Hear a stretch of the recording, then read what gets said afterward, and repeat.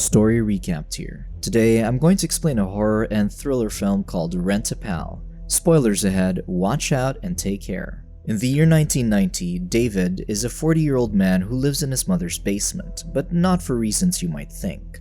Although he lives a stale life, he's obligated to stay and take care of his aging mother, Lucille, who's suffering from dementia. Because of the time he must spend watching over his mother, meeting new people is difficult for someone with a heavy responsibility like him. So, David turns to a video dating service called Video Rendezvous. Whenever he isn't busy looking after Lucille, David spends time looking over videotapes of women introducing themselves, hoping he could find someone to match with. However, he hasn't had much luck in the dating department. For lunch, David tries to feed Lucille, but she's very stubborn on feeding herself and can't even remember her own son, often calling David by the name of Frank, his father who passed away after killing himself. Still, David tries his best to continue watching over his mother, even making sure to finish up all the chores. Alone, he does the laundry, cleans the floor, and folds the clothes. Afterward, he calls Video Rendezvous and talks with the specialist Diane to ask if he has any matches from the dating service, but unfortunately no one is interested in him yet. Since it's been 6 months without luck on David's end, he asks Diane whether it normally takes that long to find a match. Although she can't give him a proper answer, Diane invites him to record a new videotape to update his old one, hopefully to help him find a match. He drives to Video Rendezvous for his new self-introduction tape. Despite feeling awkward, David does well by being honest and talking about his situation regarding his mother. His introduction was heartfelt and well-spoken. Unfortunately, the cameraman tells him to try again because there's a 30-second limit. Due to the abrupt change, David cannot speak well and flounders over his words. Despite the bad take, he wasn't allowed to get another try. As he's paying for the service, Diane gives him a new set of tapes to watch, so he buys all her recommendations, desperate to find a partner. But while at the counter, he sees a videotape called Rent-A-Pal, which he buys right away. When he gets home, he watches Rent-A-Pal immediately and meets Andy, the charismatic host that's there to be his friend. Because of the odd concept, David doesn't know how to respond at first. Furthermore, his watching time gets cut short when he hears the fire alarm ringing. It turns out Lucille was trying to boil water, accidentally setting the kettle on fire when she left it on the stove with the kitchen rag. David puts out the fire and checks on Lucille only to see her trying to leave, but she starts throwing a fit because she can't open the door. So, David calms her and sits her down to watch her favorite movie. That night, David looks over his mother fondly as she reminisces about the time she watched the same film with David back when he was still a baby. However, moments of clarity come rarely for Lucille as the time comes for her to go back to bed, still not knowing that she's talking to David. He cleans the remnants of the burning kettle from earlier, reminding him of his mother's illness, which upsets him. That night, he watches Andy's tape, hoping to comfort himself after the long day. But of course, he doesn't take it seriously yet, still thinking it's weird. He can't even respond properly to the prompts asked by Andy, but he tries to do so. The more he hears from Andy, the more he gets drawn to the man. But because it's his first time watching, he doesn't know the timing of Andy's conversation pieces yet, and often gets cut off by the host, something that irks him, so he shuts off the television. The next day, David gets a call from Diane, telling him that he found a match from his videotapes. He excitedly drives down to their building and accepts his match's contact details. However, when Diane asks for payment, he finds out that he forgot to bring his card. Dejected but eager, David drives home to get his card and rushes back to Video Rendezvous. However, when he gets back to Diane, his match has already been set up with someone else. Diane is apologetic and tells him that the matching goes by fast. Still, David pays for the videotape to see what he's missing. When he gets home, he watches the tape right away and sees Lisa, a mild-mannered caretaker with a big heart. David immediately feels forlorn as he thinks that Lisa would have been perfect for him, if not for the fact that he failed to pay for her contact details on time. During the night, David goes back to watching Andy's video, hoping to seek the littlest companionship for comfort. He slowly gets used to Andy's prompts, knowing when to stop speaking to follow the flow of his video. He confides to Andy about what happened to Lisa, bearing his heart out in the open just so he could vent about his screw-up. Surprisingly, Andy shares his own experience with losing a date, which makes David feel a little bit better. Fully drawn into Andy's storytelling, he slowly starts connecting better with the charismatic host. Soon enough, David finds himself binge-watching Andy's video repeatedly, even memorizing some of his lines already. He obsessively plays Andy's video non-stop, listening to it while taking a shower or doing chores. He even starts virtually playing cards with Andy and drinks with him. After all of that time watching Andy, he finally sees him as an actual friend, not just some guy in a video, developing an extreme sense of parasocial companionship with Andy. It gets to the point that he starts pleasuring himself at the sound of Andy telling a story about his own sexual encounter. However, Lucille catches David in action and lectures him because she thinks he's Frank. Because of this, David starts having an outburst directed towards his mother, reminding her that he's her son and Frank has been long dead. As the words sink in, Lucille begins having a mental breakdown. Realizing what he's done, he comforts his mother, deluding that Frank is still alive. That night, David gets a surprise call from Diane saying they were able to get him another chance with Lisa. Overjoyed, he immediately agrees to go on a date with her without any hesitancy.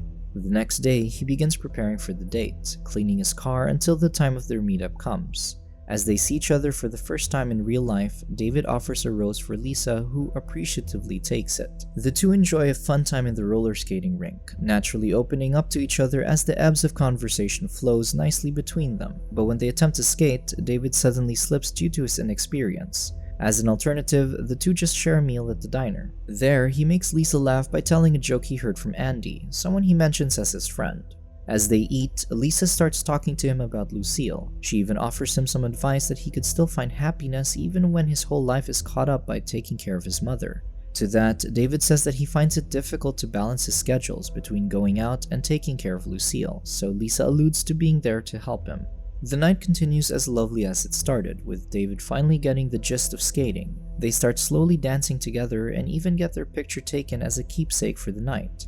Before they part, Lisa gives David her number so they can see each other again the next day, something he's happy about and even screams inside his car out of joy. However, when he gets home, he immediately rushes to Andy's tape to tell him about his date with Lisa, but not before rewinding the tape so that it seems like Andy is actually talking to him about it. Strangely enough, Andy starts acting upset as David tells him more about Lisa. He even says they supposedly had plans to play cards the next night, causing David to tell him that he'll reschedule his date with Lisa. He even says that Andy's the most important thing in his life as his best friend.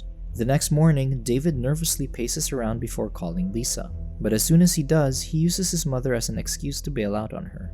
Worried, Lisa offers to drop by to take care of his mother, but he refuses. When David starts playing cards with Andy, he gives himself the cards that show up in Andy's prompts.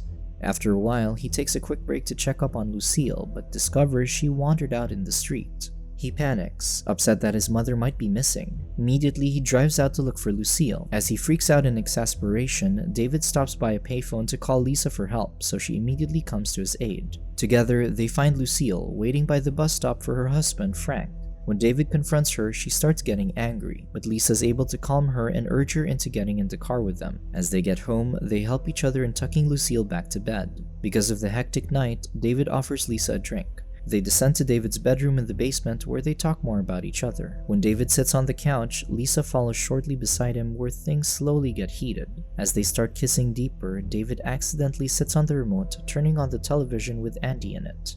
Andy seemingly watches intently with a judging face as things go further with David and Lisa, but when she starts caressing his leg, he prematurely finishes with just a slight touch. Suddenly, Andy laughs hysterically, which alerts Lisa. She asks about Andy, but David is immediately defensive, not wanting to tell Lisa about him. With the night ruined, Lisa leaves, letting David be. The next morning, David busies himself with chores, ignoring Lisa's voice messages of her apologizing for their small misunderstanding. Even then, Lisa wants to see more of David. When he gets to clean his own room, he looks for Andy's tape, only to realize that it's missing. He gets neurotic as he obsessively looks in his entire room for Andy's tape. But as it turns out, Lucille is cutting up the videotape in the kitchen, thinking it's an actual adhesive tape. When she sees David's reaction, she starts laughing at seeing him so upset about a tape. Unable to control his anger, he smacks her face with the tape's box, shouting at her as she falls on the floor. He drives down to Video Rendezvous to look for another copy, but finds difficulty doing so. The longer he's separated from Andy, the angrier he gets. Hence, he throws a tantrum in the lobby, causing Diane much distress. He snatches a copy of the tape from another customer in the waiting room and starts to pay for it, only to be stopped by Diane. Because of the fear caused by David's outburst, she gives him the tape for free, so he takes 2 copies. When he gets home, he ignores Lucille, who's still whimpering on the floor, and goes straight to his basement to watch the tape. When he hears Andy's voice, he calms down slowly. While watching Andy, he begins slipping into the depths of insanity. Afterward, he comes upstairs to help Lucille stand up. He slowly leads her to the top of the basement stairs. He kisses Lucille on the forehead, only to tell her that he thinks she's the reason why Frank killed himself. Because of that, David mercilessly pushes Lucille down the stairs and ignores her screams of pain as he goes back to watching Andy in the kitchen. Later on, Lisa gives him a surprise visit, hoping to make amends from their fight by bringing them lasagna for dinner. However, David stands in the dark, reciting Andy's lines from the videotape, creeping Lisa out. She slowly steps away and suddenly hears Lucille's screams, making her drop the lasagna. After seeing Lucille critically injured, she runs to call on the phone for help, but David stops her. She slips on the lasagna as David comes up behind her with the tape roll of Andy's video and starts choking her. In retaliation, she elbows his knee, making him double down in pain as he vomits. Meanwhile, Lisa grabs a pair of scissors and stabs David. As he starts bleeding out, Lisa runs out in the street screaming for help. But David is unfazed as he wanders down to the basement, watching Andy for one last time until his dying moments. Subscribe to watch more videos like this. Turn on notifications. And leave a like, it really helps the channel out. Thank you for watching.